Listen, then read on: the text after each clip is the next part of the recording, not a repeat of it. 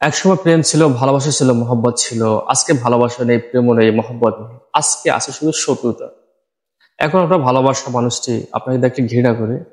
আপনার নামটা তার স্মরণে আসলে সে ঘৃণায় মুখ ফিরিয়ে নেয়। আপনার ছায়াটা দেখলো সে এখন ঘৃণা করে। এখন দুজনের পথ দুদিকে। এটা কেন?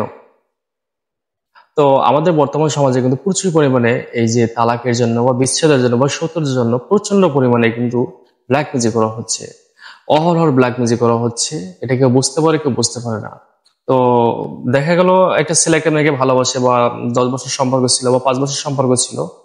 এখন ছেলেটা হঠাৎ করে মনের দিক থেকে বদলে গেল। সে ভালো কোনো অপশন পেলো। তখন সে সেই মেয়েকে স্থান দিল এবং তার যে পূর্বের প্রেমিকা তাকে ত্যাগ করলো। আসলে এটা কিন্তু যে বিচ্ছেদের কারণে হলো, এটা কিন্তু বিচ্ছেদের তন্ত্রক্রিয়া না। তো আজকে আমি আলোচনা করব যে বিচ্ছেদ কতভাবে করা যায় এবং কি কি উপায় করা যায়, এবং বিচ্ছেদের কত রকমের ক্রিয়া থাকতে পারে। তো বন্ধুরা, যারা আমার এই ভিডিওটি দেখছেন তারা শুরু থেকে শেষ পর্যন্ত দেখবেন। আশা করি বিচ্ছেদ সম্পর্কে অনেক কিছু জানতে পারবেন ইনশাল্লাহ। বিচ্ছেদ দুভাবে করা যায়, একটা হলো প্রত্যক্ষ ভাবে আর একটা হলো পরোক্ষ ভাবে। একটা হলো সরাসরি আর একটা হলো দূর থেকে। তো দেখা গেল আপনি খুব ভালো মানুষ, বা আপনার সংসারে শান্তি, আপনার কোনো কিছুর জন্য কারো কাছে যেতে হয় না, বা কোনো তৃতীয় পক্ষ এসে আপনাদের এই সুখের সংসারে হঠাৎ করে বিচ্ছেদ করে দিল।